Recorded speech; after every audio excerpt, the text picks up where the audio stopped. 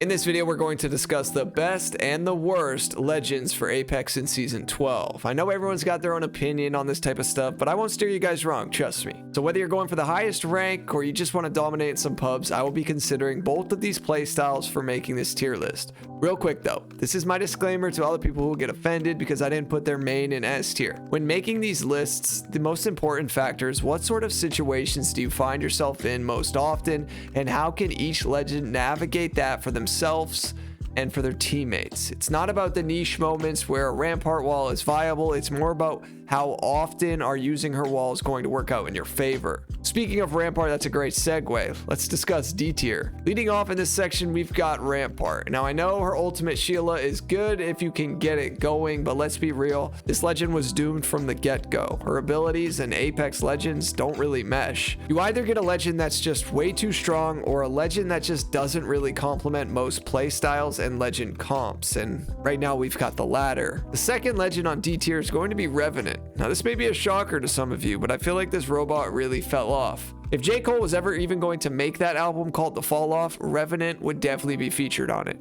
Anyways, his abilities are difficult for new players, but they also don't work out too well in the hands of skilled players. There's a lot of liability with his totem, and that's what ultimately makes me put him in D tier. The visual effects that they added to let the enemy teams know that a totem was just placed kind of takes away all of the leverage that that team has on a push. Yes, his tactical is decent, but the visual clutter on that really blocks a lot of your vision, and it's not good for your teammates either. I do like his passive though. Climbing is pretty fun. Now the third legend I have in D tier is going to be Mirage. I love Mirage, and I get comments all the time saying I sound like him.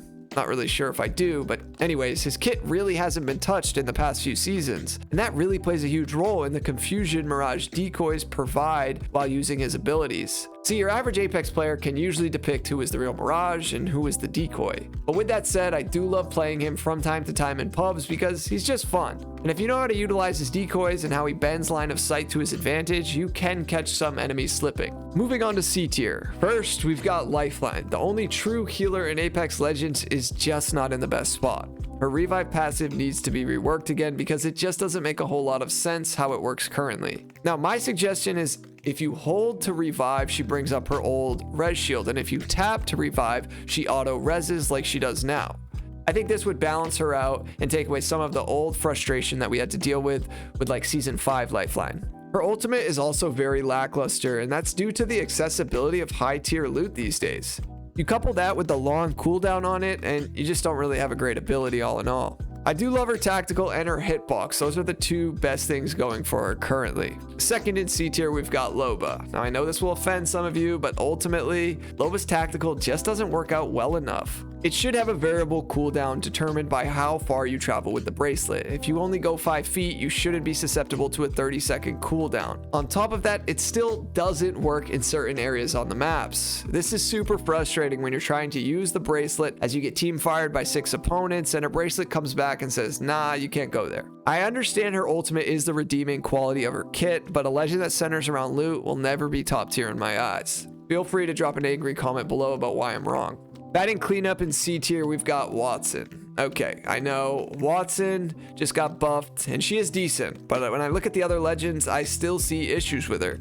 The fences are still bugged, they don't work as good as they used to, and if they fix that, I would probably put her in B tier. Regardless of that, Watson is only good in niche moments where playing super defensive is your best course of action. With a million cryptos that are going to be running around this season, I see her staying in C tier because crypto is such an easy counter to a Watson that is set up in a building. Alright, we're moving on to the good legends now. We're getting into B tier. In this tier, we're starting off with Pathfinder, who's probably the funnest legend to use simply because of his grapple. It's unmatched. However, his passive does need to be updated due to all of the other recon legends having this passive plus something else, and his hitbox is just way too big. This often will result in Pathfinder getting absolutely demolished by shotguns or just getting one clipped because he's such a big target. Next on B tier, we have my boy Fuse. Honestly, I've been loving Fuse lately. He's a menace with his tactical and his passive ability that allows him to stack multiple grenades per backpack slot. The only issue with Fuse is his ultimate. It's super wonky to place it in certain areas. If someone is close, it's hard to do it without potentially burning yourself or slowing your teammates down. If the enemies are super far away, they can walk out of it within the first second or two and avoid taking any substantial damage. For anyone who hasn't tried him, he's super fun, but just be careful not to take too much damage from your own kit. Next, we have Caustic. Now, obviously, he got a pretty big nerf to his gas traps this season, but he is still the best defensive legend in my eyes. And that's because the gas is a pretty big deterrent to opponents. If you can get Caustic to end game, it'll probably be a win for you. I will be doing a revamped Caustic guide this season, so stay tuned for that. Following up in B tier, we've got Bangalore. Probably the most balanced legend if we really think about it. Her simple yet effective abilities continue to resurface season after season. She's definitely a good pick for newer players because she's simple to use. I think she could potentially be an A tier pick if the player knows how to use her smokes properly. I know some of you may be thinking, where does Mad Maggie stand in a tier list? And I think she's a B tier legend. She's decent, she has her moments. Her passive is great for starters. I love that she can run super fast with shotguns. Her tactical is good in certain moments if you can place it correctly, and it does a good job of denying area. Her ultimate can be very oppressive if a team is being super aggressive with it and just pushing you all together. It's really tough to combat that, I've noticed. Now lastly in B tier, we've got Seer. Seer is good, but not great. I think there are some better Recon Legend picks, and I'm going to cover why next. But before I do that, if you are enjoying this video, all I ask in return is for you to smash the like button. This helps push my video out to more viewers, and it's free. So thank you for doing that. Moving on to A tier, the best of the best. Well, I guess second best. Leading off, we've got Wraith. Good old Wraith mains will be happy to hear she's still in the top tier despite Respawn's efforts to nerf her over the course of the previous seasons. The main reason behind Wraith still being a top tier pick is because of her tactical and her ultimate. The phase is a great tool to instantly escape hectic scenarios, and if you combine that with her ultimate, you've just created a small rotational tool for you and your teammates to go back and forth to the fight with. Ashe is also an A tier, and this is because of her portal. It's extremely viable to be aggressive with, or if you need to quickly back up from a fight. They fixed her portal placement this season so that she is able to use it at longer distances, and I think this subtle change will make a huge difference for Ashe mains in Season 12. The third legend in A tier is going to be Octane. Now I've got Octane in A tier just because of his jump pad. This ultimate has a short cooldown and can help you and your teammates close significant distance between you and your opponents. I mean, have you ever had a full team Octane pad onto your head? It's pretty hard to deal with, especially if they've got you beat in terms of numbers. His tactical is fun, but you've got to be careful using it too much as it takes away 20 HP per stim. This will add up swiftly if you don't pay attention to it. If you haven't noticed, A tier is filled with a lot of the mobility legends, and Horizon is no exception. Horizon is still a top tier legend, but she's not as good as her glory days in Season 7 and 8. Her tactical coupled with her passive make her a very useful legend when you need to take high ground from enemies or when you need to create an alternate angle in fights. Her ultimate is also very strong, but only if it's coupled with other throwables like arc stars and grenades. The last legend I have for A tier is going to be the new and improved Crypto. See, Crypto finally got his day in the sun, so to speak, and his buffs are great. You can now use the drone on the fly, and it provides so much more utility than before. Crypto's ultimate is a great opener to a fight. This is especially critical where you haven't found an easy opening to that fight. Dealing damage with the EMP and destroying any Wattson or Caustic setup can be critical to getting an edge in that fight. Now the one downside, although it is a balanced downside, is that teammates get stunned by Crypto's EMP, so this can seriously mess them up if they are caught in it.